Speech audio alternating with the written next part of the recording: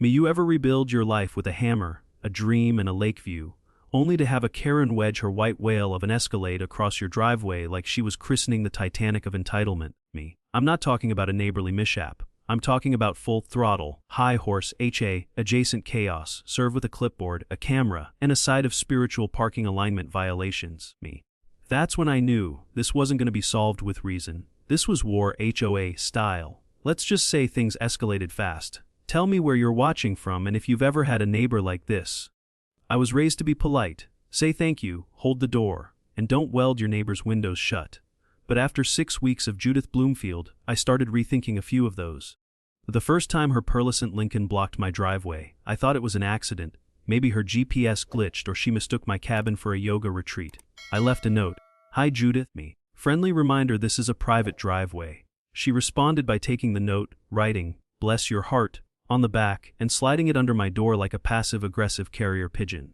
2 days later, her SUV was parked in both my driveway and my hope for peace. I built that cabin with my own hands after my wife passed.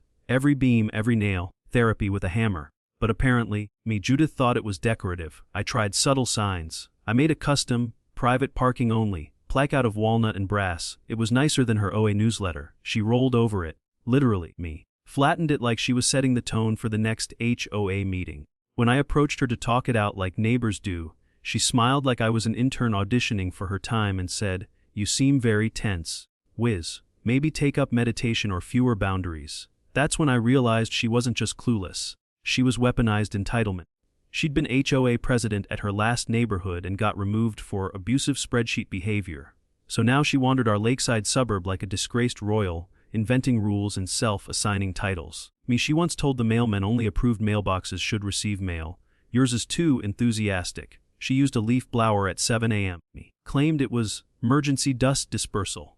And every time I tried to hold my ground, she countered with a different shade of smug, like she was building a Karen rainbow. Still, I stayed polite. I stayed legal. Until the morning I needed to haul lumber to finish the dock, and her SUV was once again in my driveway like a marble statue of suburban delusion. I knocked. She opened the door holding a soy lat and a clipboard, and said the 7 words that flipped the switch in my brain. Oh Wes, this really isn't about you. That was it. The moment the fuse met the gasoline. And what came next? Let's just say it involved engineering, petty brilliance, and the return of my driveway. Ever seen a handmade walnut sign turn into the start of a suburban war? Next up, Judith starts filming me like I'm Bigfoot, and I start designing something that won't bend. You ever feel like your neighbor's hobby is trying to get you arrested? Because the HOA sure did when I got an official letter accusing me of hostile glances and unapproved signage. Hostile glances. I was squinting at a squirrel. And the sign. A wooden plaque that said, private drive, no parking unless you're delivering brisket. Apparently Judith, the Cadillac driving HO Mirage, thought brisket was code for criminal intent. The letter came with a warning and a photo, taken from across the street, zoomed so tight you could count the whiskers in my soul patch. Judith had turned the whole lake into her own reality show called Creepin' with Karen. She even got HOA management to forward her observations. Observations, mind you. That included me moving erratically with tools. That's called fixing a downspout, not plotting revenge. But in Judith's world, a screwdriver was one legal filing away from a felony. Soon enough, the neighborly nods disappeared. Mrs. Ellis, whose entire porch I rebuilt after a raccoon invasion, started crossing the street like I was contagious. I waved, she ducked, and right behind her, Judith rolled up in her Lincoln, perched like Cleopatra in a queen-sized SUV. Just doing my rounds, she chirped, sipping her lavender tea like it came with a side of restraining order. Sir, your property appears aggressively asymmetrical. Mom, my driveway has anxiety now. But then came the moment that shifted everything. I was pruning a tree limb when I saw it, tucked neatly behind her picket fence, right above the begonias. A tiny black lens angled dead center at my bedroom window. I froze like a deer in legal headlights. I'd been careful, closed blinds, no lights after 10, but this was beyond nosy. This was surveillance. This was Big Brother in Capris. I didn't call the cops. I didn't report it to the HOA. I did what any southern-raised handyman with welding skills and a high tolerance for tea-scented war crimes would do. I went back inside, closed the blinds tight, and dusted off my old welding mask. Because if Judith wanted a front row seat to drama, I was about to give her a show, with metal curtains, baby. The folks who love to monitor others rarely survive the spotlight. Especially when the footage is reversed. So what do you do when your stalker wears pearls, files complaints, and thinks she's Homeland Security? Don't blink. Wiz is about to build something permanent. At the hardware store, I told the guy I was building a decorative steel sculpture. He said, for a gallery. I said, sort of. Shuei, themed performance art. I walked out with enough steel to armor a food truck and enough screws to raise a battleship. Because if Judith was gonna wage war with throw pillows and binoculars, I was showing up with welding rods and a game plan tight enough to scare a Navy admiral. First step documentation. I logged every HOA letter, every awkward neighbor wave, every time Judith's Lincoln idled outside like it was sniffing for dissent. I mounted dummy cameras where she could see them, then hid the real ones like a raccoon with a law degree. At night, I measured her fence line and porch angles with the precision of a submarine engineer. I even wore a headlamp, just to mess with her. She probably thought I was building a landing pad for alien complaints, And then the HOA struck again, via certified mail no less. The letter accused me of tool-centric hostility and excessive galvanizing. Mom, I was using a DeWalt drill and a good attitude, What part of that screams felony? Meanwhile, Judith hosted lifestyle compliance teas, where she handed out chamomile and gossip like Sepoinus. One neighbor told me she gave a whole speech on visual harmony and how I'd threatened the Serenity Clause. The only clause I respected was Santa, and even he would have told her to get off her sly. The turning point. I caught her live streaming from her sunroom, facing her laptop like it was a courtroom. He stood outside wielding a wrench. I feared for my emotional safety, she whimpered, dramatically wiping away a tear that hadn't made it past her cheekbone. I zoomed in. It wasn't even a wrench, it was a gardening trowel. But she was racking up sympathy hearts like she was auditioning for SOA, the musical. This man has created a culture of tool-based intimidation. That's when I knew she wasn't delusional, she was strategic. So I shifted gears. This wasn't about winning an argument. It was about building something stronger than her ego and quieter than her live stream. I drew the blueprints, steel, precision, and poetic closure. If she wanted Hoa theater, I was about to give her the final act, with metal curtains and a moral. When someone's pain looks over, rehearsed, it's probably a performance, and you're just the prop. So how do you respond to weaponized wellness tea and fox tears? With torque, steel, and a welder's grin, Judith once told the HOA board that her biggest anxiety was rogue begonias. That's rich, because what actually sent her into full crisis mode wasn't botanical, it was breathable. I had planned for her usual Tuesday spa escape, complete with eucalyptus facials and cucumber lies. But wouldn't you know it, this was the week she stayed home to supervise her vibration therapy. Translation: sit cross-legged and chant at her toaster. Great. Just my luck to pull off a James Bond mission with Karen parked inside like the Queen of HOA Buckingham. I almost called it off. Almost. But the prep was done, And the steel was cut tighter than a Tupperware lid on leftovers. So I started with my garage, sealing my equipment inside like it was a government prototype, Each weld was smoother than Judith's driveway threats. The hiss of the arc felt like a lullaby for the righteous. Then came her cabin, back windows first. Quiet as an HOA meeting about noise violations. The metal plates slid on like armor, one by one, turning her pastel heaven into Fort Consequence. Front door. That was the masterpiece, I etched it, private means private, across the steel plate, but intentionally misspelled it as favorite means Paris. A tribute to the HOA emails she'd butchered so proudly. Artistic revenge, sealed with a plasma signature. I was almost done, running the final weld like a surgeon with a soldering iron, when it happened.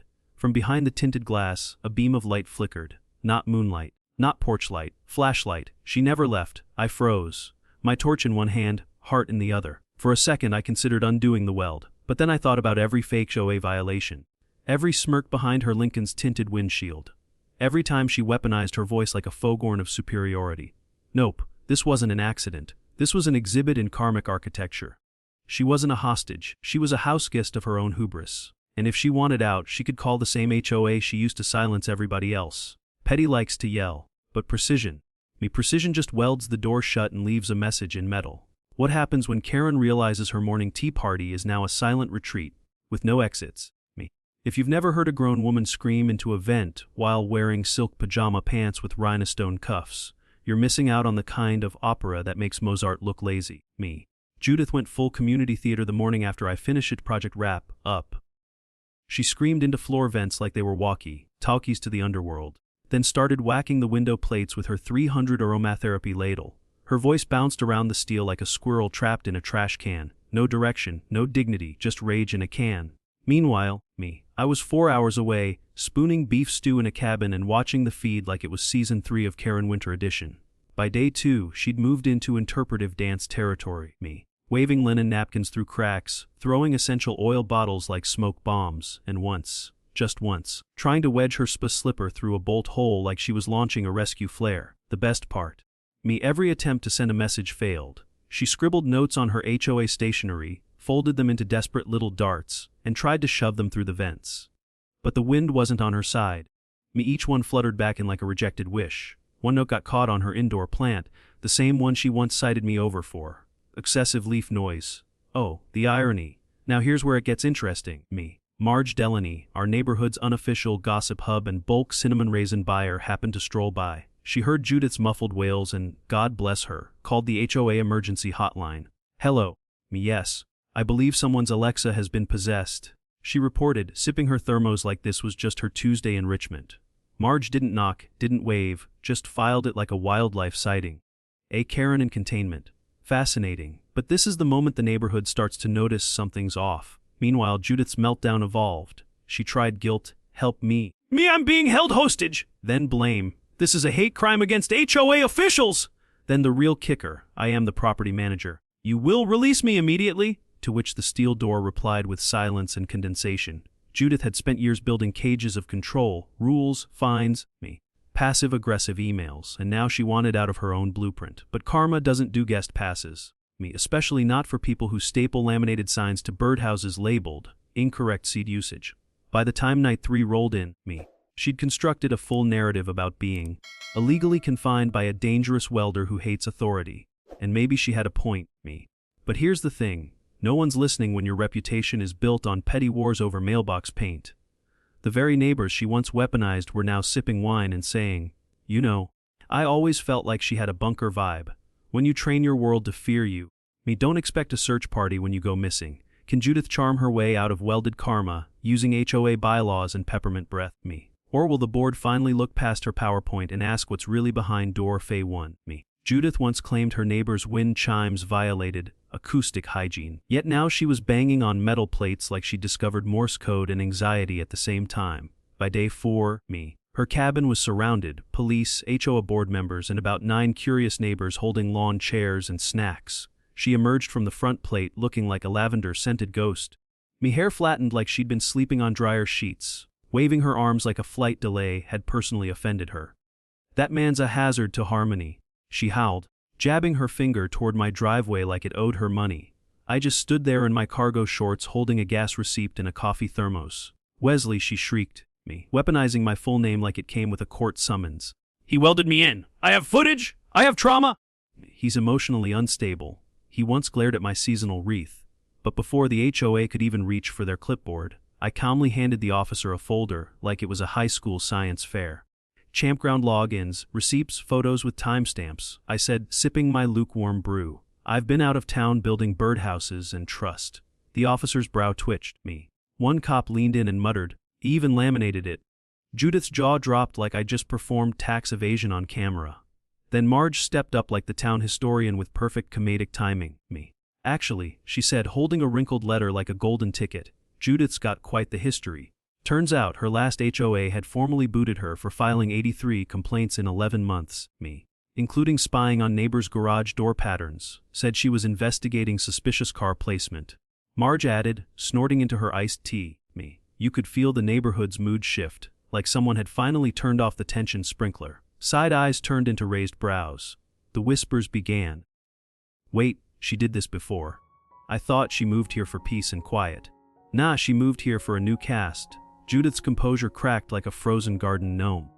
I am the only one maintaining order here, she shouted, which only confirmed everyone's suspicions that she'd mistaken the HOA for a monarchy. The board president stepped back like her breath was flammable. And when Officer Reynolds asked gently, Mom, do you have any actual evidence Mr. Harris welded your cabin shut? Judith paused, then pulled out a printed screenshot of me standing near a shovel. This proves he was planning something, she cried. The silence afterward could have made crickets pack up and move. If you keep calling the world a problem, eventually the world calls you the common denominator. The crowd's whispering, the HOA's sweating, and Judith's about to meet her final nemesis, a for sale sign. Judith hosted her final act like it was still opening night. She stood on her front porch during the home tour wearing a silk scarf and a fake smile, me pointing out energetic zones and noise-averse corners like she hadn't spent the past month yelling at recycling bins. The only problem, nobody bowed, and half the visitors wore pepper spray on their hip like they were touring Jurassic Park. One man asked if the walls were structurally scream-resistant. She pretended not to hear, but her eyes, they were holding on like a woman trying to outsmile a tornado. The HOA didn't even need a full vote. They suspended her pending review, which in HOA terms meant please leave quietly and never come back. Her for sale sign went up that night, not by her of course, but by a team of movers wearing matching noise, canceling headphones and zero eye contact. They moved like a SWAT team relocating emotional damage. I watched from my deck, sipping tea and feeling like a man whose lawn had just been cleared of psychic debris. And something strange happened. People came back. Mrs. Ellis waved again. Ron invited me to his Sunday fish fry. Even Marge sent me a friend request with a messagey. Sorry about the wind chime thing. Judith made us all weird. The flowers Judith once reported for, aggressive color schemes, bloomed freely now. My neighbors replanted, repainted, and unblocked me on Facebook like we were all waking up from the same Choe-themed fever dream. I even saw a teenager skateboard past without getting glare blasted. It felt possible. Then came the Cantrells, a couple with 2 kids, a golden retriever, and the kind of smiles that make you believe apple pie is still a thing. They brought over a literal pie instead of laminated rules. We heard this place used to be a little intense. Mr. Cantrell chuckled. I nodded. Yeah, but she's gone. The ghost moved out. I finally took down the dented no parking sign, the one Judith ran over 4 times and denied like it was a rumor. Not because I was scared, because I didn't need armor anymore, And for the first time in months, I paddled across the lake without someone filming me like I was a local Bigfoot sighting. No eyes through binoculars, no SUV waiting at the shoreline, just water, sky, me and the sound of freedom breathing through pine trees. And somewhere, probably in another zip code, Judith was staging a comeback, armed with a clipboard, essential oils, and unresolved ambition. The loudest voice in the room usually isn't wise. It's just trying to outshout the silence of being wrong. So what becomes of Karen when the audience stops clapping, and the HOS stops pretending she's queen? The last time Judith slammed her car door, it sounded less like a goodbye and more like a tambourine in a guilt parade. No neighbors waved, no muffins exchanged hands, just the screech of her Lincoln's tires doing the walk of shame in reverse. Even the local crows stayed quiet, like they were paying their respects to a rain that finally lost quorum.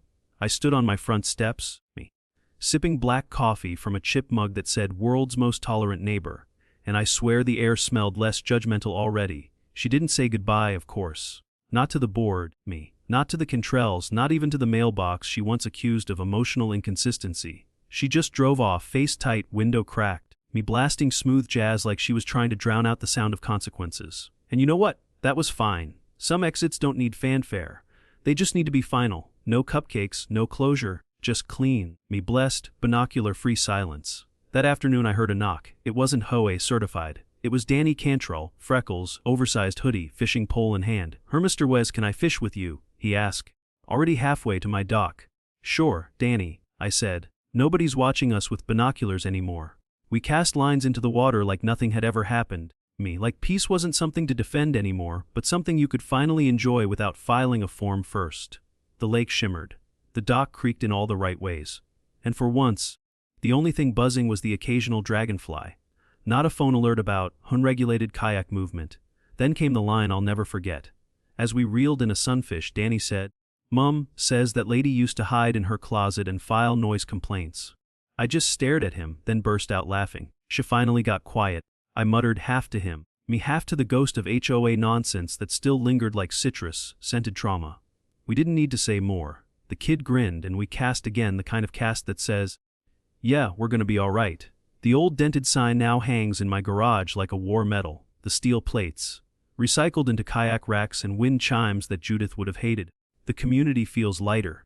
People talk more, laugh more, and if someone does step out of line, well, we've all learned you don't need a badge to keep things honest, just a welder, a boundary, and the will to mean it. Justice doesn't always show up in a suit. Sometimes it's wearing flannel, holding a tape measure, and whispering, not today, clipboard. What started as a battle over parking and paranoia became something bigger. A reminder that community isn't built on control, it's built on respect. that the loudest person in the room is usually hiding the most, and that sometimes the greatest revenge isn't revenge at all, it's the absence of fear, the return of calm, and a kayak ride with a kid who still believes the world can be good. So tell me, what did this story remind you of? Have you ever had to take the high road, even when someone tried to pave over it? Drop your story in the comments, I'd love to hear it. And hey, if this tale made you laugh, sigh, or fist pump quietly on your porch, don't forget to like this video, subscribe, and tap that bell so you never miss the next HOA showdown, Karen comeback, or lakeside lesson in poetic justice. This is Wes Harris signing off, with coffee in one hand, peace in the other, and no binoculars in sight.